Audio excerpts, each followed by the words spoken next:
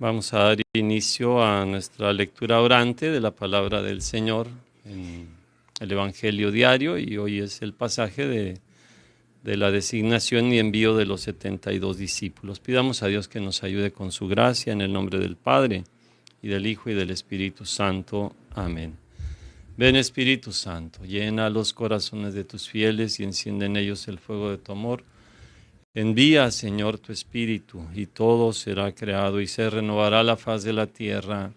Oh Dios, que has iluminado los corazones de tus fieles con la luz del Espíritu Santo, haz que sintamos rectamente según el mismo Espíritu y que gocemos siempre de sus divinos consuelos. Por Jesucristo nuestro Señor.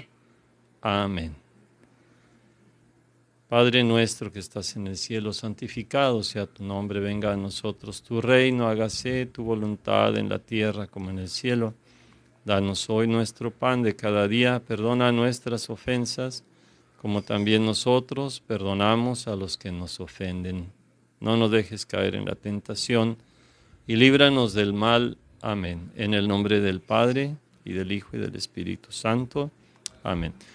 Estamos en el Evangelio de San Lucas, en el capítulo 10, versículos 1 al 12. Vamos a escuchar la palabra de Dios. Después de esto, designó el Señor a otros 72 y los envió por delante de dos en dos a todas las poblaciones y sitios a donde él había de ir. Pero antes les dijo: la cosecha es mucha y los obreros pocos. Rueguen pues al dueño de la cosecha que envíe obreros a su mies.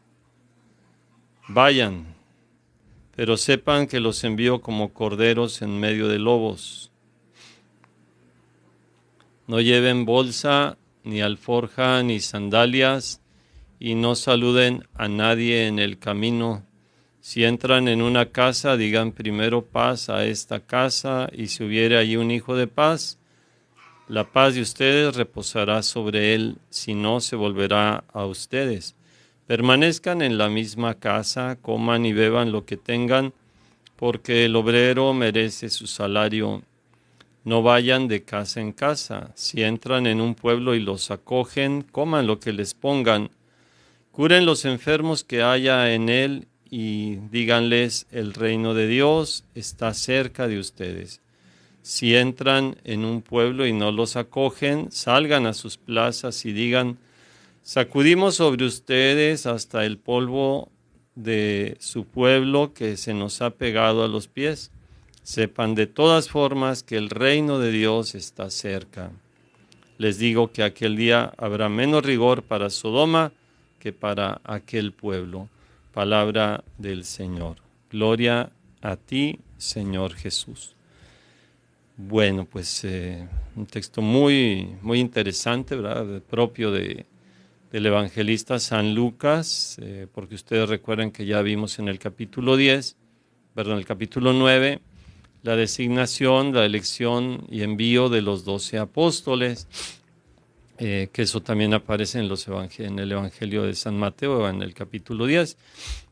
Pero San Lucas, después de la elección de los 12, en el capítulo 9, aquí al comienzo del capítulo 10, nos da esta elección de otros 72 discípulos, 70 o 72. Digo esto porque hay algunos manuscritos que tienen esa variación, ¿verdad? De 70 discípulos o 72 discípulos.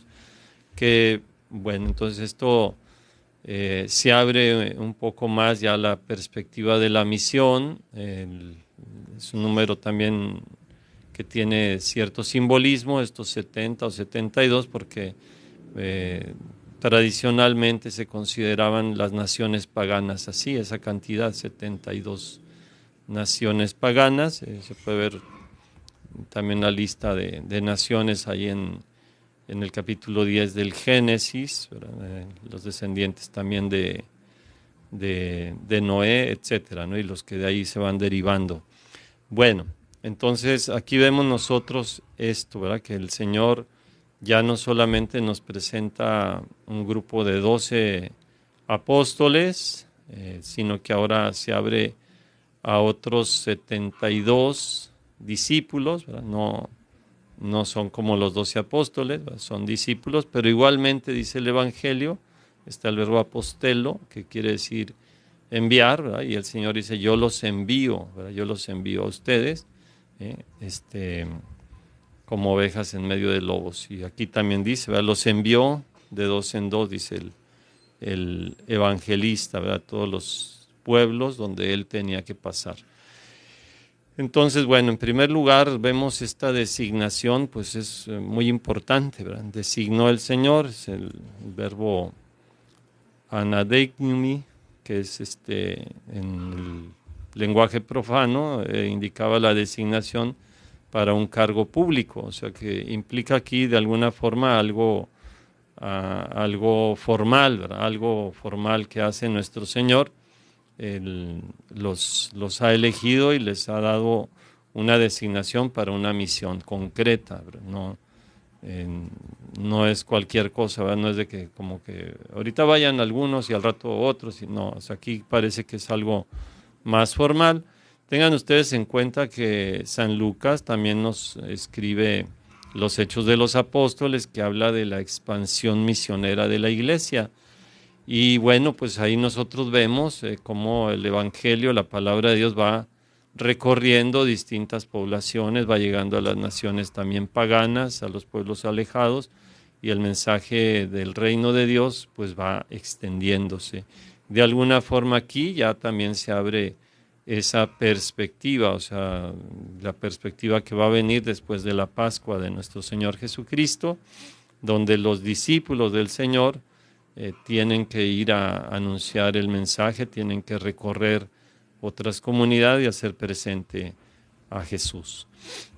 Entonces estamos esto, ¿verdad? Designó el Señor a otros 72 y luego dice, los envió por delante, ¿verdad? Literalmente delante de su rostro, ¿verdad? De él, ¿verdad? Que son expresiones que ya decíamos anteriormente, expresiones hebreas, expresiones semitas que indican mucho, se indica mucho a través también del cuerpo humano, ¿verdad? Antropomórficas un poco. Pero bueno, aquí dice, los envió por delante de él, de dos en dos a todas las poblaciones y sitios a donde él había de ir. Entonces aquí es muy rico este versículo 1 y nos hace ver cómo el Señor pues no cierra el grupo de misioneros a un grupo pequeño, el grupo de los 12 apóstoles, sino que el Señor abre el abanico, abre posibilidades a otros misioneros, una cantidad grande de misioneros que también van a participar en la misión. Y bueno, esto es muy, muy rico para nosotros, ¿verdad? Nos habla mucho de cómo la iglesia también tiene que abrirse, cómo la iglesia también tiene que aprender pues a delegar, a compartir la responsabilidad en la misión, ¿verdad? No pueden ser solamente unos pocos, ¿no? Yo pienso, por ejemplo, aquí en Honduras, voy a poner una comparación de esto, porque los apóstoles tienen sucesores, los sucesores son los obispos, los sacerdotes somos colaboradores de los obispos, pero aquí en Honduras hay una cantidad todavía pequeña de sacerdotes para la necesidad tan grande que hay, para las comunidades que se tienen que visitar, ¿no? Por ejemplo, aquí en esta parroquia de Oloanchito, en cierto sentido, está muy bendecida porque somos 3 sacerdotes, hemos estado 4 en otro momento, y bueno, pero entre los 3 sacerdotes que estamos, tenemos que atender una escuela que es de la parroquia, también estar pendientes de un kinder que tenemos en zonas marginales, cerca del basurero, ¿verdad? Del crematorio, que lo atiende la pastoral social, y todas las comunidades de todo el municipio de Olanchito y el municipio de Arenal, hay que visitarlas, organizarnos para hacerles una visita. La mayor parte se visitan una vez al mes y bueno, no es fácil, ¿verdad? Son más de 100 comunidades que hay que visitar entre 3 sacerdotes, pues ustedes imagínense, ¿no? Y sobre todo uno que tiene que estar más pendiente de la escuela, que es director de la escuela, él no puede salir tanto. Ahorita yo me estoy recuperando de una operación y no estoy saliendo a las aldeas, entonces por eso el padre Carlos pues está saliendo, ¿verdad? Está saliendo a visitar comunidades, en este día ha subido a la montaña, allá a Los Ángeles, es la primera vez que va por allá, me parece, al menos en el tiempo que está aquí, ¿verdad? No había ido anteriormente a esta comunidad. Entonces la necesidad es muy grande. Bueno, vuelvo a la comparación. Aquí en Honduras, como hay tanta necesidad de sacerdotes, hace más de 50 años el obispo de Choluteca eh, designó delegados de la palabra de Dios. Aquí dice Jesús, designó 72 y los envió por delante de dos en dos a todas las poblaciones y sitios a donde él había de ir. Bueno, pues aquí en Honduras, hace más de 50 años, el obispo designó, Marcelo Guerín designó algunos campesinos para que en la Semana Santa ellos se encargaran de hacer las celebraciones, las celebraciones en comunidades donde no había sacerdotes, no podía llegar el sacerdote a vivir con ellos la Semana Santa. Entonces prepararon esos campesinos, hombres sencillos, ¿verdad? Con una preparación básica, hombres de iglesia, y los envió, ¿verdad? Y así nació el ministerio de la celebración de la palabra de Dios, de los delegados de la palabra de Dios, que hoy por hoy pues está muy extendido aquí en Honduras y que de alguna forma sostiene la fe en la mayor parte de las comunidades, porque como les decía, hay tan pocos sacerdotes que si no hubiera delegados de la palabra de Dios, yo creo que ya hubiéramos perdido una gran cantidad de comunidades, porque si no se está escuchando la palabra del Señor, pues la gente se va alejando de la fe o se aleja de la iglesia o busca por otro lado, ¿verdad?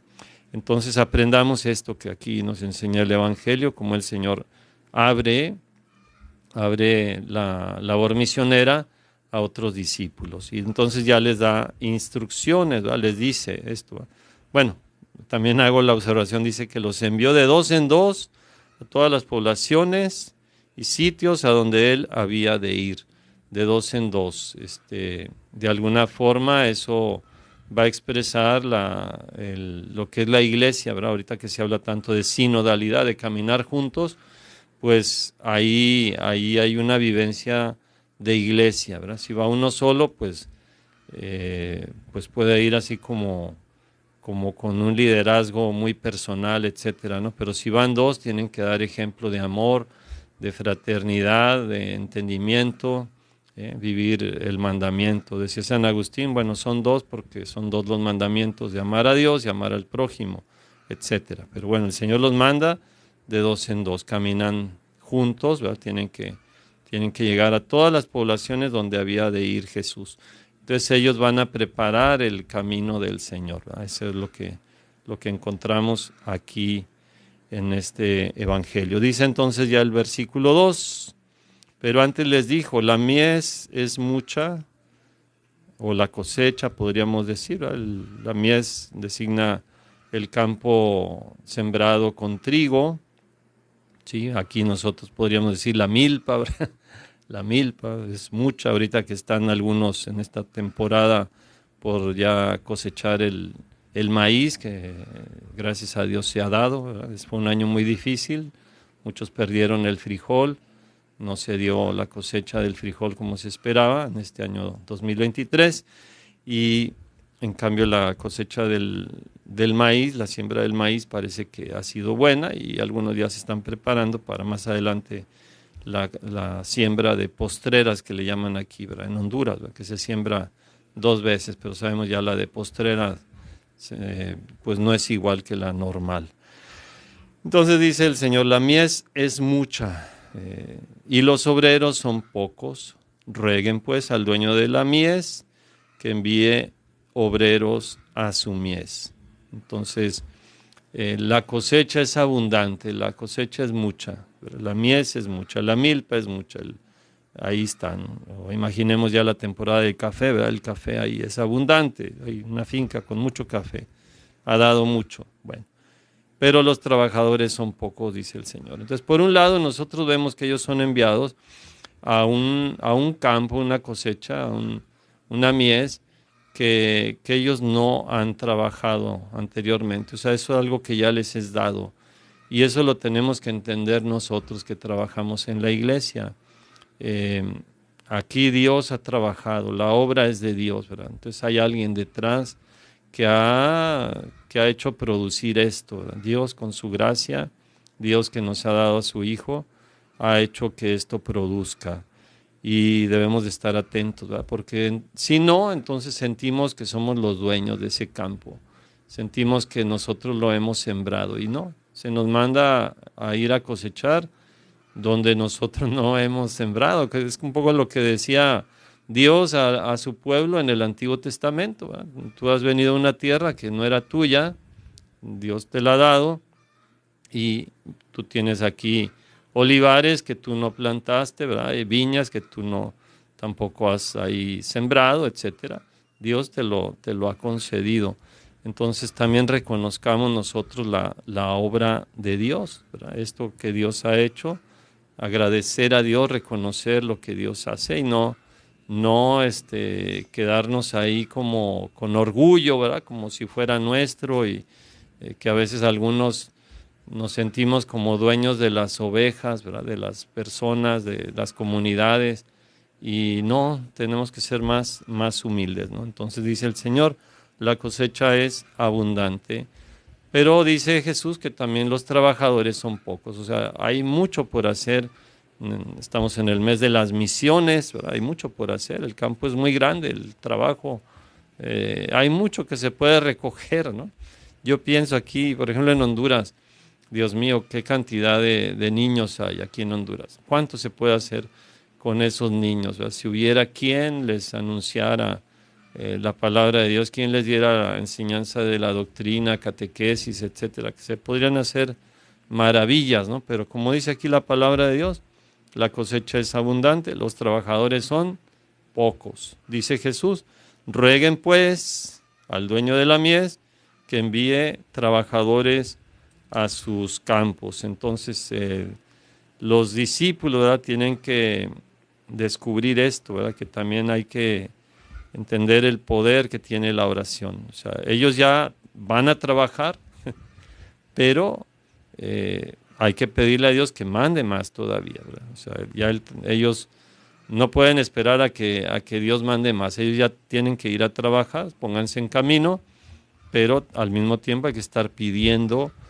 al Señor, al dueño de la mies, que envíe trabajadores a sus campos. Bueno, aprendamos eso, es el poder de la oración, que a veces nosotros no lo creemos, ¿verdad? ¿Cuánto rezan ustedes por las vocaciones? ¿Cuánto le piden a Dios? ¿Qué tanto le están pidiendo a Dios que mande más sacerdotes, que mande religiosas, que mande más delegados, más catequistas? ¿O se olvidan de eso? Porque aquí la palabra de Dios dice, rueguen, oren al dueño del campo, al dueño de la mies, que envíe obreros, trabajadores a su mies, a su campo. Entonces, esa es una obligación, la oración. Lo pone Jesús como un mandato aquí. ¿Sí? Es como su solución cuando ve esto. Entonces, una imagen muy hermosa que nos podemos poner también nosotros, esa imagen del campo, de la mies abundante, de esa cosecha abundante. Muy, muy, muy hermoso. Ahora en el versículo 3 nos da otra imagen Jesús. Dice aquí, vayan, vayan, vayan. Ahí está el mandato, vayan, pero sepan que los envío como corderos en medio de lobos. Entonces, es una imagen un poquito que nos puede espantar, ¿verdad? Muy interesante, porque en el envío de los 12 apóstoles se hablaba de rechazo, de que podían ser rechazados, de que a lo mejor no eran aceptados. Pero aquí ya habla es una imagen que habla de persecución.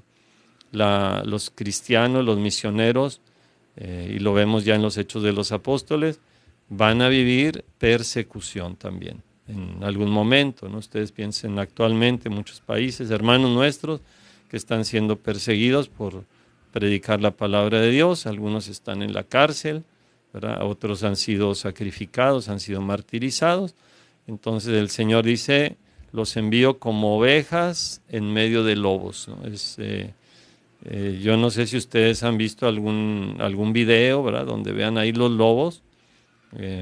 Les puede servir tal vez, ¿verdad? Ver algún video así donde ustedes vean los lobos cómo persiguen alguna presa, ¿no? Yo he visto incluso algún video, me acordé ahorita, ¿verdad? De lobos persiguiendo un oso. Ustedes imagínense lo que es un oso, ¿verdad? Que un oso es un animal también feroz, es un animal grande, es un animal tremendo, ¿verdad? Poderoso. Pero la cantidad de lobos, los lobos andan en manada y entonces llega un lobo y ataca al oso y entonces el oso se echa sobre él pero llega otro lobo por otro lado y así, entonces lo van persiguiendo y no es fácil. Entonces Jesús utiliza esta imagen, ¿verdad? Y pues nos puede dar un poquito de miedo, ¿verdad? Decir, hijo, nos envía el Señor como ovejas en medio de lobos. Como una oveja pues no es un oso para defenderse, ¿no? O sea, como que está a merced, ¿verdad? Del atacante, en este caso, ¿verdad? De los lobos. Es como una víctima, ¿verdad? Y ustedes saben que la oveja, pues, como dice la palabra de Dios, ¿verdad? Como oveja ante el esquilador, por ejemplo, ¿verdad? No abría la boca, ¿no? O sea, es una víctima fácil.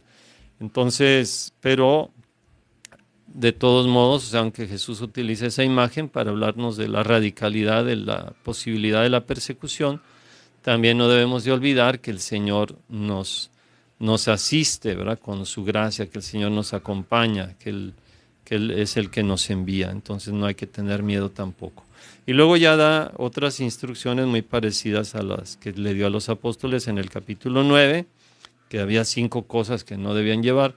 Aquí son 4, ¿verdad? Dice primero, no lleven bolsa, la bolsa era pues donde se echaba el dinero, entonces por tanto no tienen que llevar dinero, es una resonancia de las bienaventuranzas del capítulo 6, ¿verdad? Dichosos ustedes los pobres. Entonces los misioneros tienen que tener ese espíritu de dependencia de Dios, esa pobreza del Evangelio, que también es solidaridad con los hermanos, con los más pobres. Entonces no lleven bolsa, o sea, no lleven dinero. Algunas traducciones dicen no lleven dinero. No lleven alforja, ¿verdad? No lleven alforja o mochila, ¿verdad? Bolsón, donde normalmente se llevaban los alimentos, igualmente, o sea, no deben de llevar comida para el camino, porque también deben de experimentar la providencia de Dios. Y como en las bienaventuranzas, ¿verdad? También decía, dichosos los que tienen hambre, ¿verdad? Porque van a ser saciados. Entonces también es participación en el espíritu de las bienaventuranzas que nos da nuestro Señor Jesucristo. Y al final, como aquí mismo dice, van a comer lo que les pongan delante. O sea, Dios va a proveer, va a mover a la gente que lo reciba para darles la comida necesaria. No lleven tampoco, dice, sandalias. Esto nos llama mucho la atención. Normalmente en la Biblia hay unos textos, por ejemplo, en libros de Samuel, el segundo libro de Samuel, capítulo 15, versículo 30, Isaías 20, capítulo 20, versículo 2 y siguientes, Ezequiel, capítulo 24, versículo 17, y también el versículo 23 del capítulo 24 de Ezequiel. Se habla de ir descalzo, ¿verdad? Pero normalmente en esos pasajes el ir descalzo, o sea, sin sandalias, es como signo de duelo, es como un poco de dolor, como un anuncio también. Entonces, algunos interpretan esto también como una solidaridad con los que lloran, con los que sufren, ¿verdad? Que en las bienaventuranzas también dice eso, ¿verdad? Dichosos los que lloran porque van a ser consolados, ¿verdad? Es una solidaridad en el dolor de otros también. Y bueno, algunos misioneros lo vivieron así, al pie de la letra, ¿verdad? Creo que algunos de los primeros misioneros que fueron a México, los 12 antorchas, llamados 12 antorchas franciscanos, que eran muy pobres, pues así caminaron desde Veracruz hasta lo que hoy es la Ciudad de México, y llegaban creo que descalzos también, ¿verdad? Así, o sea, mucha pobreza, y eso lo impresionaba mucho a los indígenas y después ver cómo los soldados besaban la mano de los misioneros, entonces también les conmovía mucho eso.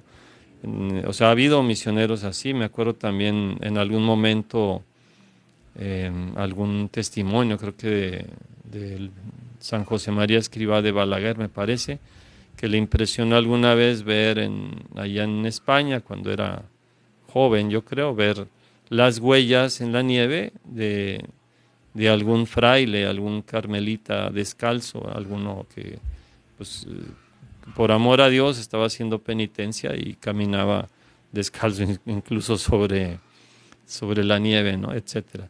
Pero bueno, aquí esto también es un poco desprendimiento y podría ser, como he dicho, solidaridad con los que lloran, sí, un poco.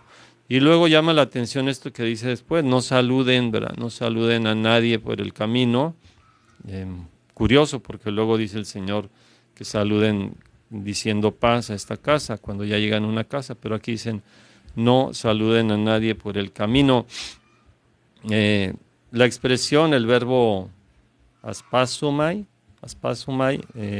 indicaría saludar a alguien, pero también puede ser visitar a alguien o entrar donde alguien, ¿verdad? Entonces, más bien podría ser una prohibición de visitas o bien como detenerse, ¿verdad? Acuérdense un poquito antes, ¿verdad? El capítulo 9, 58 al 62, que decía alguien, te seguiré, ¿verdad? Pero deja primero irme a despedir de los de mi familia, ¿no? Despedir, ¿no? Y aquí el Señor dice, no se detengan a saludar a nadie en el camino. O sea, se retoma de alguna forma lo que el Señor ha ido enseñando, que el anuncio del reino tiene una prioridad y pues no quedarnos por ahí en el caminito, ¿verdad? Así como en el chisme ahí a platicar y distraernos del mandato esencial que nos ha dado el Señor de ir y anunciar el Evangelio y de ir a ver a los enfermos. Después dice aquí, ¿verdad? Ya cuando se llega a una casa, dice, si entran en una casa, digan primero, paz a esta casa. Si hubiere allí un hijo de paz, la paz de ustedes descansará sobre él y si no, se volverá a ustedes. O sea que también aquí el discípulo tiene que descubrir si esa familia, si esa persona es un hijo de la paz, como dice aquí. Si allá hay un hijo de la paz, es decir, una persona que tiene el corazón abierto para recibir el mensaje que Dios le está enviando, un mensaje de salvación, y al mismo tiempo, o sea, alguien sobre como que Dios ha elegido, que Dios ha llamado también, un hijo de la paz, sobre el que van a recaer las bendiciones de Dios, que es la paz que Dios nos da. Entonces hay que estar atentos siempre también a descubrir eso, ¿eh? Puede ser que alguien esté cerrado, puede ser que alguien no tenga esa disponibilidad para el mensaje de Dios. Permanezcan en la misma casa, coman y beban lo que tengan, porque el trabajador merece su salario, dice aquí. Entonces, esto también ustedes tengan en cuenta que para un judío, ¿verdad? Un judío era, por ejemplo, si entraba a casa de un pagano, entrar a casa de un pagano no se podía, entrar y luego comer con un pagano no se podía. Pero ya de alguna forma ya se va anunciando lo que la iglesia pues va a vivir. Por ejemplo, en el capítulo 10 de los Hechos de los Apóstoles, cuando San Pedro va a entrar a la casa del centurión Cornelio, y de hecho le van a reprochar, ¿verdad? Creo que en el capítulo 11 de Hechos, versículo 1, le van a reprochar que ha entrado a casa de incircuncisos y que ha comido con ellos, ¿verdad? Que ha entrado y ha comido con ellos. Pero el Señor aquí dice, ¿verdad? Coman y beban lo que tengan. Entonces se abre, ¿verdad? Eso, ¿sí? Y aquí, o sea, el trabajador tiene derecho a su salario, o sea, va a recibir, no va a hacer negocio, ¿verdad? No va a hacer negocio, dice, coman y beban lo que tengan porque el trabajador tiene derecho a su salario. O sea, lo mínimo pues es que le den sus alimentos, ¿no? Por ejemplo, ahorita que está allá nuestro hermano, el padre Carlos, que anda allá en Los Ángeles, en la aldea Los Ángeles, la montaña, y a mí me preguntaron cuántos van a ir, entonces ya les dije, bueno, van 4 delegados, porque hay una visita también del equipo de delegados del sector, y también va a acompañar otro motorista, un chofer, ¿verdad? También que acompaña, que ayuda, que apoya. Entonces al final son 6, ¿verdad? Y siempre preguntan pues para prepararles los alimentos. ¿Ve? Van a preparar los alimentos, a lo mejor le hacen una gallina india, no sé, ¿verdad? Como dicen acá, y algo, ¿verdad? Algo que la gente prepara con mucho amor, porque el trabajador tiene derecho a su salario, o sea, lo mínimo pues es que le den los alimentos, ¿verdad? Que también es una obra de caridad, ¿sí? Y luego dice aquí el Señor, ¿verdad? Dice aquí, curen los enfermos que haya y díganles el reino de Dios está cerca de ustedes. Curioso, aquí el orden cambia, ¿verdad? Antes era, primero se anuncia el reino y después se atiende a los enfermos. Aquí, en este capítulo 10, primero hay que curar a los enfermos y después se da el anuncio del reino, que es algo que también va a estar presente aquí en algunas narraciones del Evangelio de San Lucas, aquí adelante, donde Jesús realiza algún signo, algún milagro, una curación, y después viene una enseñanza. Primero la manifestación de la presencia del Señor, de su reino, de su llegada, de su compasión, de su misericordia ahí con quien sufre, en este caso con los enfermos, y luego el anuncio del reino de Dios. Eso también nos tiene que hablar a nosotros, ¿verdad? La importancia de atender a los que sufren, la importancia de poner la atención, la mirada en los enfermos, ¿no? Ojalá todos los que estén siguiéndonos ahorita o lo vean después y tengan a enfermos o estén enfermos, que nos estén viendo ahí en su casa, pues que puedan sentir también esa cercanía de Dios, ¿verdad? Que nos habla aquí a través de su palabra y del Evangelio. Dios ahí se manifiesta y les dice, el reino de Dios está cerca de ustedes, no está lejos de ustedes, el reino de Dios está ahí, se hace presente en ustedes, ¿verdad? Su paz, su misericordia se hace presente en ustedes también que están enfermos. El Señor prevé la posibilidad de ser rechazados, si en un pueblo no lo reciben, salgan a la plaza, digan, sacudimos sobre ustedes el polvo de su pueblo que se nos ha pegado a los pies, pero sepan de todas formas que el reino de Dios está cerca y el día del juicio será de menos rigor para Sodoma que para aquel pueblo. O sea, fíjense aquí lo que decíamos antes, ¿no? ¿Quieres que mandemos que caiga fuego del cielo? No, Jesús no toma esa posición, ¿verdad? Si no reciben el mensaje, entonces les vamos a tirar piedras, los vamos a insultar, no. Jesús dice, sacúdanse el polvo de los pies, pero díganles, de todos modos, sepan que el reino de Dios está cerca. O sea, aunque ustedes no quieran recibir el mensaje, el reino de Dios ahí está cerca de ustedes. Y Dios tiene su tiempo y hará que dé su fruto. Bueno, pues meditemos en esta palabra. Bueno, ya hemos ido reflexionando algunas cosas. Pidámosle a Dios que nos dé esa comprensión, ¿verdad? La importancia pues de formar discípulos. Por ejemplo, hermanos delegados de la palabra de Dios, catequistas, que ustedes realizan una labor tan importante en la iglesia.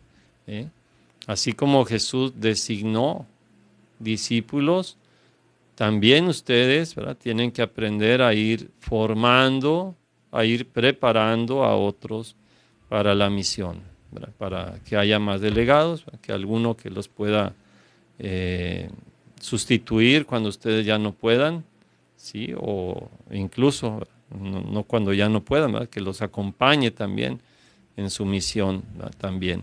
Entonces aprender eso, porque a veces hay delegados, que, o sea, el delegado ha sido delegado por el obispo y tiene una misión, delegado por el obispo, bueno, pero el delegado en su comunidad a veces no delega, o sea, el delegado a veces ¿qué hace? Hace las lecturas, dirige los cantos, barre la iglesia, recoge la ofrenda, prepara los alimentos, etcétera. O sea, todo depende del delegado. Y incluso si está enfermo, capaz que dicen, no, pues ahora ni venga, padre, porque no hay quien vaya a abrir la iglesia, no hay quien vaya a preparar, no va a haber quien lea. Eso hablaría mal de una comunidad. Entonces aprendamos nosotros lo que es la formación de discípulos. Hay que formar discípulos, hay que hacer que el reino de Dios se extienda, porque si no, lo mismo catequistas, ¿no? Tienen que formar a otras catequistas, a otros que vayan aprendiendo, porque si no, el día que nosotros no estemos, se acabó, ¿verdad? Se acabó porque ya no hay quien pueda continuar la obra. Entonces aprendamos eso, meditemos. Por un lado somos implicados a trabajar en la obra de Dios, tal vez no le estamos respondiendo al Señor y puede ser que el Señor quiera designarnos también a nosotros para alguna misión. Es que yo no sé hablar, es que yo no puedo dirigir, es que me cuesta, es que tiemblo, es que no sé qué. Póngase en manos de Dios y deje que Dios haga su obra en usted. Dele sus manos, dele su inteligencia, dele su corazón. Es que yo no, me da miedo visitar enfermos, es que no sé qué. No. Haga el propósito de responderle al Señor. También meditemos, ¿verdad?, en la necesidad de orar más y pedirle al Señor que haya más servidores, más trabajadores para su campo. Y en este octubre misionero, la necesidad, la importancia, pues, de llevar este mensaje a tanta gente que lo está necesitando.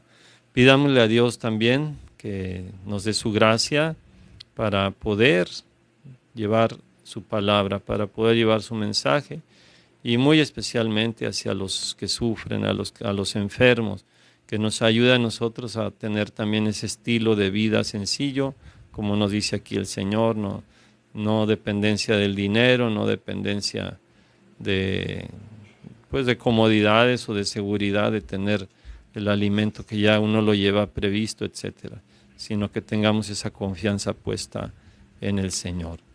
Gloria al Padre y al Hijo y al Espíritu Santo, como era en el principio, ahora y siempre, por los siglos de los siglos. Amén. Y que la bendición de Dios Todopoderoso, Padre, Hijo y Espíritu Santo, descienda sobre ustedes y les acompañe siempre. Amén. Que tengan muy buena jornada. Saludos a todos los que nos han seguido.